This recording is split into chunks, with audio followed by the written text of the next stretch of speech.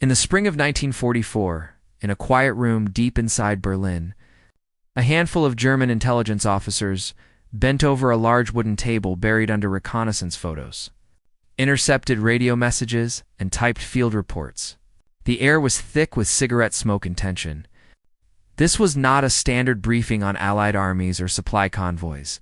They were not charting the movements of divisions or counting tanks. They were focused on one man. One name kept appearing in their files, underlined, circled, flagged again and again: George Patton. For months, German High Command had allocated more intelligence resources to tracking this single American general than any other Allied commander. Not Eisenhower, who directed the entire Allied campaign. Not Montgomery, the British hero of El Alamein. It was Patton, whose every movement was scrutinized, whose presence on a map made red flags go up in German headquarters. Field Marshal Gerd von Rundstedt, the senior German commander in the West, monitored reports on Patton with a personal intensity that bordered on obsession. Whenever a new piece of information suggested where Patton might be or where he might go next, it went to the top of the pile. Rundstedt had faced some of the best generals the Allies could offer. He respected many of them, but Patton disturbed him. Patton felt different. Patton felt dangerous. He walked those fields not as a tourist, but as a student, sketching trench lines into notebooks, pacing out distances, imagining how he would have broken through or stopped those assaults. The more the German analysts read, the more uneasy they became. This was not a commander who simply followed doctrine. This was a man who built his own, and when they dug deeper, their worries sharpened further. Patton had been among the earliest American advocates of armored warfare. Long before most officers accepted the tank as anything more than a rolling pillbox, he argued that armor should strike like a cavalry charge fast, unrelenting, and aimed at the enemy's nervous system rather than merely his front line. Two German officers steeped in the lessons of Guderian and the Blitzkrieg. The idea that an American commander understood and admired their own doctrine was unsettling enough. That he intended to turn it back against them was even worse. Intercepted field reports from North Africa described his command posts as hives of restless energy. Patton demanded rapid marches, aggressive reconnaissance, and immediate exploitation of any opening. He scolded subordinates who hesitated, praised those who acted decisively, and pushed his divisions as though they were racing a clock only he could see. Word spread that he kept a library of European campaign histories at his bedside and could quote Schlieffen and Clausewitz with casual ease. By early 1943, a picture had formed in German intelligence circles. The Americans had a general who didn't behave like an American general at all. He moved too quickly, struck too hard, and understood their own tactical heritage uncomfortably well. The Wehrmacht had counted on time for the Americans to make mistakes, time for inexperience to slow their advances, time to reinforce Tunisia before the Allies could break through. Patton's arrival threatened all of that. He represented not just a new enemy, but a new kind of enemy. Asterisk and so, even before he ever faced a German unit in open battle. His name began circulating in German field headquarters, not as a curiosity, not as a footnote, but as a warning. He walked those fields not as a tourist, but as a student, sketching trench lines into notebooks, pacing out distances, imagining how he would have broken through or stopped those assaults. The more the German analysts read, the more uneasy they became. This was not a commander who simply followed doctrine. This was a man who built his own, and when they dug deeper, their worries sharpened further. Patton had been among the earliest American advocates of armored warfare. Long before most officers accepted the tank as anything more than a rolling pillbox, he argued that armor should strike like a cavalry charge fast, unrelenting, and aimed at the enemy's nervous system rather than merely his front line. Two German officers steeped in the lessons of Guderian and the Blitzkrieg. The idea that an American commander understood and admired their own doctrine was unsettling enough. That he intended to turn it back against them was even worse. Intercepted field reports from North Africa described his command posts as hives of restless energy. Patton demanded rapid marches, aggressive reconnaissance, and immediate exploitation of any opening.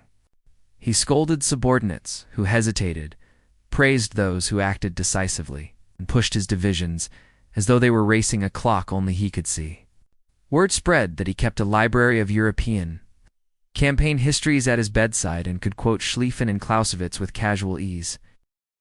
By early 1943, a picture had formed in German intelligence circles. The Americans had a general who didn't behave like an American general at all. He moved too quickly, struck too hard, and understood their own tactical heritage uncomfortably well. The Wehrmacht had counted on time for the Americans to make mistakes, time for inexperience to slow their advances, time to reinforce Tunisia before the Allies could break through. Patton's arrival threatened all of that. He represented not just a new enemy, but a new kind of enemy. And so, even before he ever faced a German unit in open battle, his name began circulating in German field headquarters, not as a curiosity, not as a footnote, but as a warning to the Germans. This was the most unsettling part. Patton did not behave like the methodical, procedure-bound American commanders they had prepared for. He fought with the intuition and audacity of someone who understood their own tactical grammar and was willing to twist it to his advantage. Reconnaissance units reported finding his spearheads in places they considered impossible for mechanized forces to reach so quickly. Positions assumed secure in the morning came under attack by dusk. As one German battalion officer put it, he moves as though the terrain does not apply to him. Even more troubling was Patton's ability to generate momentum out of chaos. When unexpected resistance stiffened, he didn't pause to regroup. He redirected, improvised, and surged forward. German regimental logs from the Sicilian campaign noted a consistent pattern. American forces under Patton did not simply exploit openings, they created them through speed, shock, and relentless pressure. This was the rhythm of armored warfare as practiced by the Wehrmacht itself. And yet here it was turned against them by a man they had once dismissed as merely flamboyant. By the time the Axis evacuation of Sicily began, German intelligence had reached an uncomfortable conclusion. Patton was emerging as the Allies' most dangerous field commander. He used terrain for deception, tempo as a weapon, and initiative as a form of psychological pressure. His forces struck not only where the Germans were weak, but where they least expected to fight at all. In the aftermath, analysts in Berlin drafted assessments that bordered on admiration. One report noted that Patton possesses an uncommon ability to anticipate German reactions, while another warned that he was the only Allied commander whose operational behavior consistently defies our estimates. The respect was real, but so was the alarm. If the Americans had more generals like him, one intelligence officer argued, the war's tempo could shift decisively against Germany long before the Reich could stabilize its defenses. Patton's reputation, once an internal Allied matter, had now become a central factor in German planning. His name appeared in situation reports, staff briefings, and operational forecasts. He was no longer simply a commander of an army. He was a variable one that Germans feared might unpredictably break their lines if misjudged for even a moment. For the Germans, this was the worst possible outcome. Patton disappeared from headlines, from command rosters, from major field assignments, but not because he was finished. He was being held in reserve, and a dangerous weapon in reserve is often more unsettling than one already in the fight. Throughout late 1943 and early 1944, German intelligence tried to piece together what the Americans intended to do with him. Patton still appeared at events, inspected units, and delivered speeches. He toured England, visiting training camps across the southern counties, showing up unexpectedly to observe exercises. To the British public, these appearances seemed almost ceremonial, the antics of a sideline general keeping himself busy. But two German analysts studying every scrap of Allied behavior, the pattern looked ominously deliberate. Their existing assessments had not changed. Patton was the commander most likely to lead a bold, decisive blow. If the Allies planned a major invasion of Western Europe and Germany, High Command was certain they did then. The most dangerous man the United States possessed would not be relegated to the sidelines. Slowly, a theory hardened into certainty. Patton must be the spearhead of the coming invasion. That assumption became a cornerstone of German defensive planning. Reports sent to Rundstedt and Rommel emphasized it relentlessly. Wherever Patton went, the real Allied attack would follow. The Reich's Intelligence Bureau argued that the Americans, for all their political distractions, were not foolish enough to waste a commander whose operational instincts mirrored the most effective German generals. And then something almost too perfect happened. In early 1944, the Germans began intercepting Hint's radio traffic, supply movements, staged leaks that Patton had been placed in command of a new formation, the 1st U.S. Army Group, positioned in southeastern England. A massive force on paper aimed directly at the Pas-de-Calais, the most obvious and geographically convenient target for an Allied landing to Berlin. This confirmed everything they believed.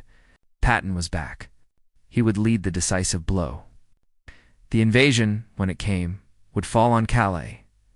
They did not know that the 1st U.S. Army Group barely existed. It was a phantom, a deception, an entire paper army conjured by the Allies in Operation Fortitude South.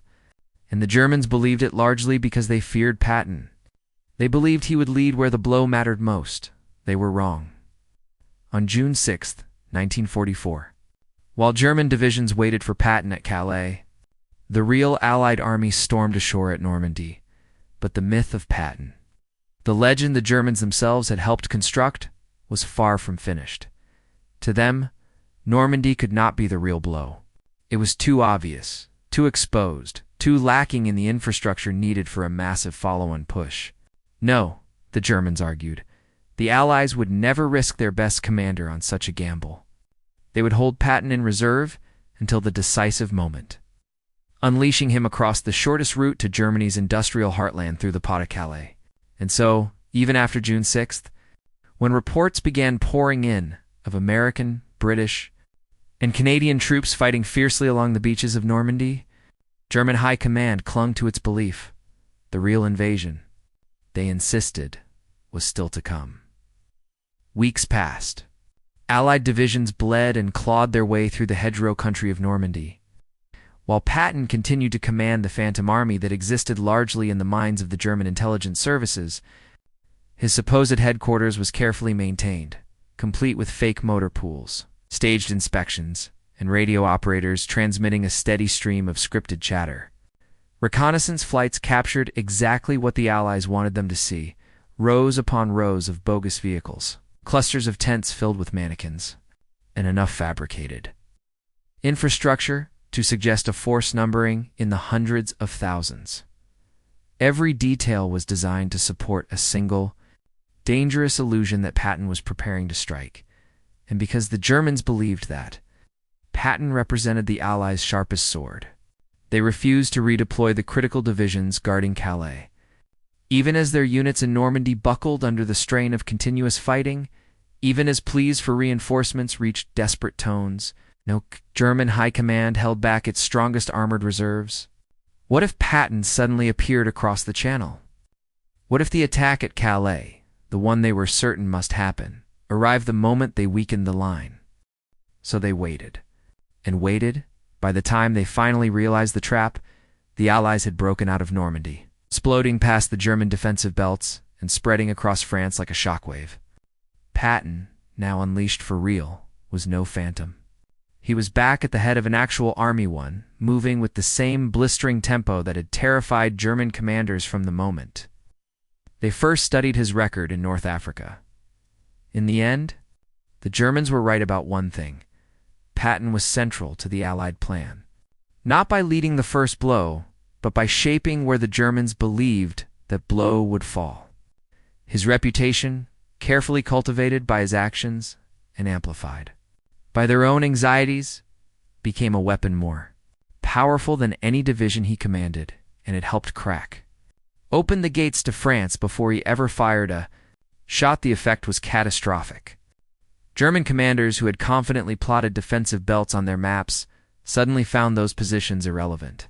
Patton's forces were not advancing along predictable axes. They were exploding outward, improvising, bypassing strong points, and driving deep into the operational rear. Reports flooded German headquarters, describing American spearheads appearing where no enemy should logically have been. Entire regiments collapsed not after prolonged combat, but after realizing they had been outflanked and cut off. Before they understood the scale of the danger, Patton's mobility created a form of strategic panic. Messages from field officers grew increasingly frantic. Fuel depots overrun, bridges seized intact, convoys ambushed miles behind the supposed front. One German corps commander bitterly complained that Patton's army does not fight like an enemy exhausted by Normandy, they fight like a fresh force, constantly turning our flanks and stabbing at our arteries. By mid-August, as the Allied noose tightened around the Falaise pocket, German leadership finally understood the magnitude of their earlier mistake. The panzer divisions that had been immobilized near Calatha, ones that might have blunted the initial landings at Normandy or slowed the breakout, were now racing south and west in desperate, belated attempts to stabilize a situation beyond repair. They arrived too scattered, too late, too depleted to stop what Patton had set in motion. The Third Army's advance took on the quality of a rolling avalanche. Town after town fell in rapid succession: Le Mans, Chartres, Orleans. Chouach captured so quickly that German demolition teams often failed to destroy bridges in time. Patton's officers described the campaign as a blur of dust, speed, and opportunity. Supply lines struggled to keep pace. Fuel convoys drove day and night to feed the voracious appetite of armored columns, pushing eastward to the Germans. This was blitzkrieg in reverse, their own methods, perfected in 1939 and 1940, were now being used to dismember their defenses across France. Patton was fighting the mobile war he had studied his entire life: deep penetration. Relentless pursuit, pressure applied not to the enemy's strongest points, but to his weakest nerves. Every hour he advanced extended German confusion and eroded what remained of their operational cohesion. One intelligence officer in the 7th Army headquarters summarized the crisis in a single line: "Where Patton moves, the front dissolves." And there was still more territory ahead of him, more rivers to cross, more divisions to shatter, and more chances to crash through the gates of Germany itself. Bradley, they said, was methodical and steady, a man who managed vast armies efficiently, but without sudden shocks. Hodges was solid. Patch was respectable. But when interrogators asked about Patton, the tone in the room always changed. The Germans did not describe him as merely talented. They described him as dangerous. One general remarked that Patton fought war with the instincts of a hunter, never allowing his enemy to regroup or establish a coherent defense. Another said that Patton's movements were impossible to predict on the map because he never cared what the map said he should do. A third noted that when Patton's forces appeared on a sector, the only certainty was that our lines would not hold. Again and again, the same theme surfaced. Patton broke the rhythm of German planning. He created operational chaos, forcing the Wehrmacht to react rather than act. For a German army built on initiative, tempo, and decisive maneuver, being forced into the defensive, constantly off balance, it felt like fighting their own doctrine turned against them. But perhaps the most striking comment came from a staff officer who had served under both. Klugen modeled during the desperate months of 1944, reflecting on the collapse in France. He said quietly, "We feared Patton the most. He was the only Allied commander who consistently surprised us." That fear shaped German decisions all the way to the German border. Even after the disaster at Falaise, even as their once-proud armies limped eastward in shattered fragments, German commanders continued to track Patton obsessively. Reports on Third Army movements circulated at every level of the chain of command. Field orders sometimes contained a single line: "Expect Patton." The mere possibility that he might be advancing toward a sector was enough to trigger emergency redeployments. As Third Army surged toward the Seine, crossing it in multiple places in late August, the panic intensified. German formations that had been preparing to hold defensive lines along the river found themselves bypassed yet again. Patton's columns were already fanning out south toward Fontainebleau, east toward Reims, north toward the approaches to Paris. Every direction seemed to lead to another German unit caught off guard. In those weeks, too many inside the collapsing Western Front, It appeared that Patton was everywhere at once, and for the German army, already battered, already stretched thin, already losing the ability to anchor a coherent line facing Patton, felt less like confronting an opponent and more like confronting an inevitability. In the early hours of December 16, 1944, Germany launched what Hitler called his Wacht am Rhein, massive surprise offensive through the Ardennes. It was a final, furious attempt to split the Allied armies, capture Antwerp, and force a negotiated peace. Snowfall blanketed the forests. Fog grounded Allied aircraft. And through that silence, 3 German armies, more than 200,000 men struck a thinly held American sector with brutal force. For a moment, the shock was total. Entire U.S. units were overrun. Roads clogged with retreating vehicles. Communications collapsed. German armored columns pushed west, creating the Great Bulge in the Allied line that would give the battle its name. Eisenhower scrambled to contain the crisis. Bradley worked to plug gaps. Montgomery urged caution and consolidation. But one commander reacted instantly. Patton, even before the offensive fully revealed itself, Patton had sensed something was wrong. His intelligence officers had reported unusual German activity. His instincts told him the enemy was preparing a major blow, and so quietly, without orders, he instructed his staff to begin planning emergency attack routes northward, toward the Ardennes, in case the lines buckled. When the crisis hit, he was ready at a command conference in Verdun on December 19th. Eisenhower asked each general how long it would take to pivot forces and strike the German flank. Most hesitated. The roads were icy. Supply lines were strained. Units were scattered. Patton answered first. He said he could attack with 3 full divisions in 48 hours. The room fell silent. Eisenhower thought he had misheard him. Bradley stared. British officers exchanged glances, turning an entire army 90 degrees in winter conditions. Across frozen roads, through narrow terrain, while under threat wit was unprecedented, but Patton was not bluffing. His staff had already drawn up the orders. His columns were already preparing to move. All he needed was the green light. When it came, Third Army swung north in one of the most brilliant and rapid redeployments of the entire war. German commanders, who expected the Allies to take a week or more to respond, were stunned to discover Patton's lead elements meeting their spearheads head-on. To them, it was as if Patton had appeared out of nowhere again. What followed was a contest of speed, will, and endurance. Patton pushed his men through ice, snow, and bitter winds, refusing to yield momentum. Convoys drove through nights so cold engines froze solid. Tanks skidded across icy fields. Soldiers marched with scarves crusted in frost.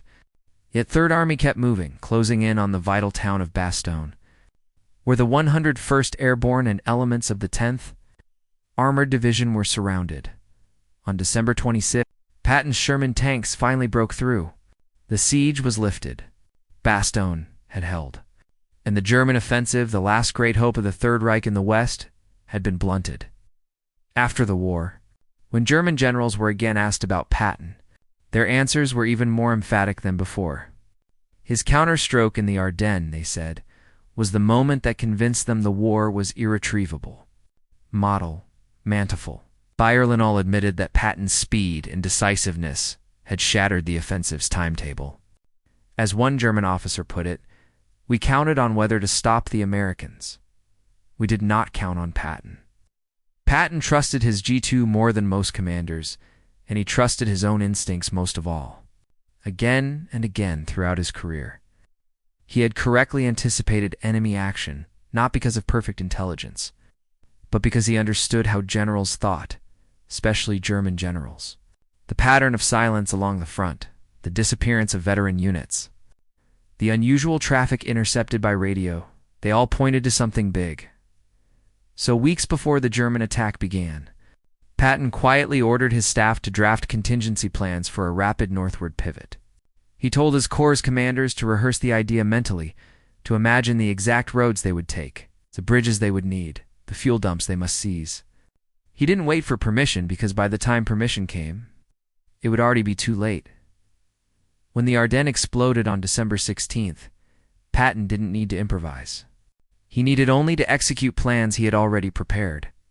While other Allied armies scrambled to understand what was happening, Third Army was already shifting. At Verdun, when Patton stunned the room by promising a major attack within 48 hours, Eisenhower pressed him. How long would it really take? 48 hours, sir? Patton repeated flatly. Some officers thought he was joking. Others quietly wondered if Patton had lost touch with reality. But Eisenhower, to his credit, asked the most important question of all. George, you've already planned this, haven't you? Patton nodded. He had 3 separate counteroffensive plans ready in his pocket, one for a pivot east, one for a pivot north, and one for a mixed thrust. He had anticipated the question and prepared the answers before the Germans fired their first shot. Eisenhower stared at him for a moment, then simply said, "Then let's do it." In the blinding snow and bitter cold, Third Army began a maneuver that military academies still teach today. Corps headquarters issued orders within hours. Traffic control units redirected entire columns of armor and infantry. Engineers moved ahead to clear ice-slicked roads and mark critical junctions. Supply officers who had spent months preparing for an eastward advance into Germany suddenly found themselves rerouting fuel, ammunition, and winter gear toward Belgium instead. The whole machine pivoted like a giant piece on a chessboard. Soldiers later said it felt as if the entire army had turned on a single hinge. By December 22nd, Patton's leading elements were smashing into the southern flank of the German Bulge. It was the kind of maneuver the Germans themselves had perfected earlier in the war. Fast, unexpected, violent. Now they were on the receiving end at Bastogne. Paratroopers huddled in frozen foxholes heard the distant rumble of American artillery drawing nearer. Then they heard tank engines. Then they saw the white stars on Sherman turrets emerging from the snow. Patton's promise had held. Bastogne was relieved. The German offensive stalled. The last real hope Hitler had in the West died under the treads of Third Army. Even German generals, interviewed after the war, admitted that Patton's counterattack shattered their timetable and their morale. One officer said, "We had counted on the Americans being slow. We did not count on Patton." Another put it more simply, when Patton moved, the war moved. Time and again they emphasized the same point: Patton's speed. Decisiveness and audacity had shattered their assumptions. They had expected hesitation, deliberation, caution, the very qualities they associated with most Allied commanders.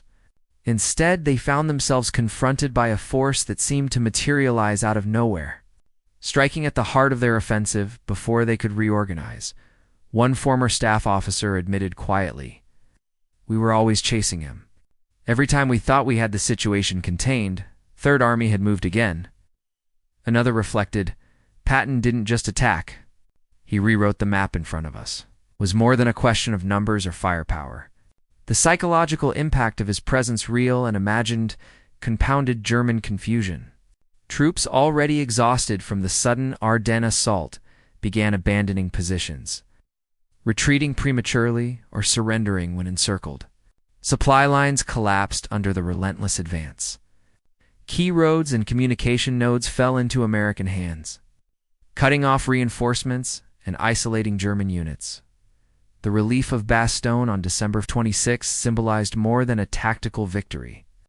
It marked the effective end of Germany's last strategic gamble in the West. Patton's pivot had not merely reacted to the offensive it had anticipated, absorbed and neutralized it. By the time the German armies realized the true scale of Third Army's maneuver, the initiative was irretrievably lost.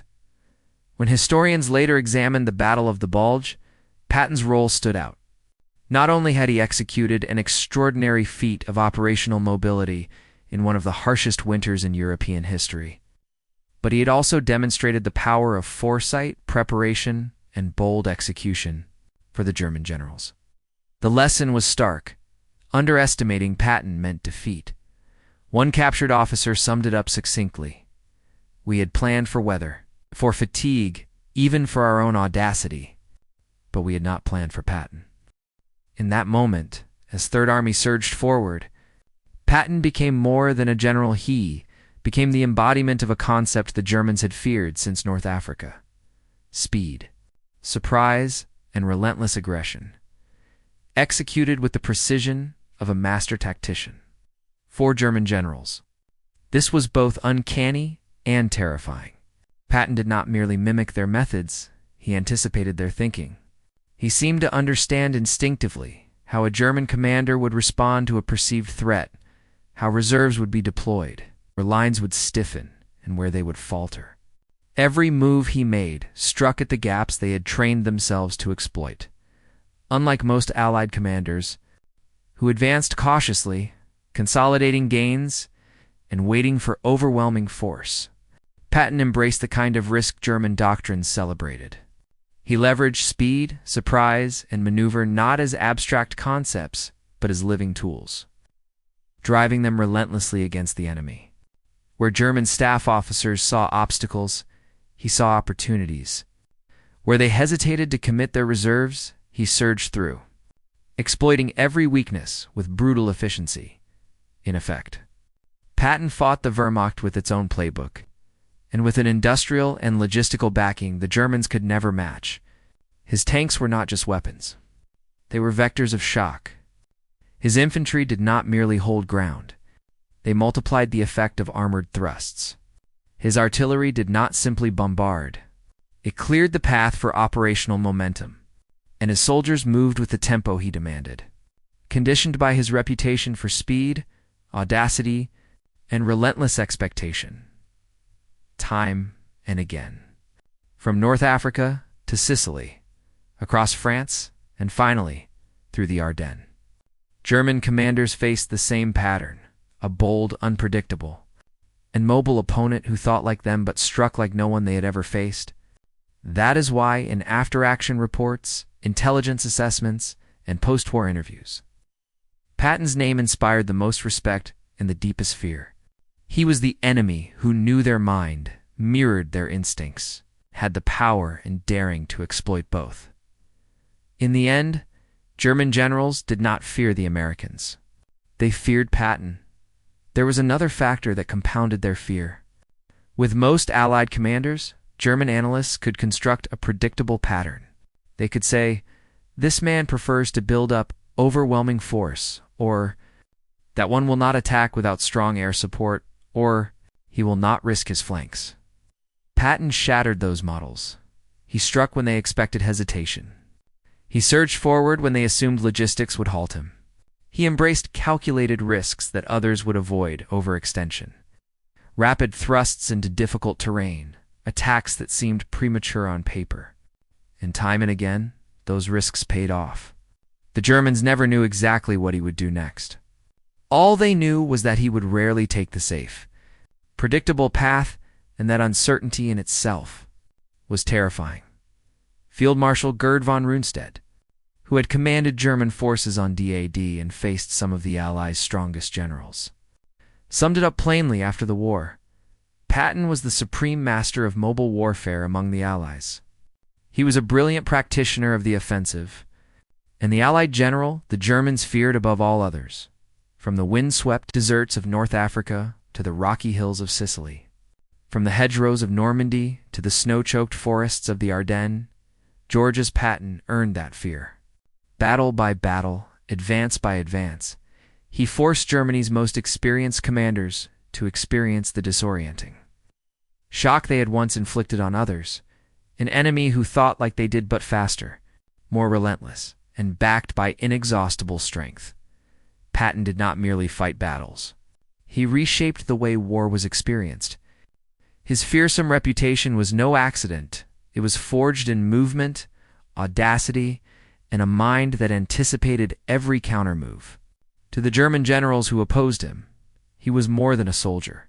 He was the embodiment of operational inevitability, and that is why, even today, when military historians study the campaigns of World War II, the name George Patton is synonymous not only with boldness and brilliance, but with a fear his enemies could never fully shake.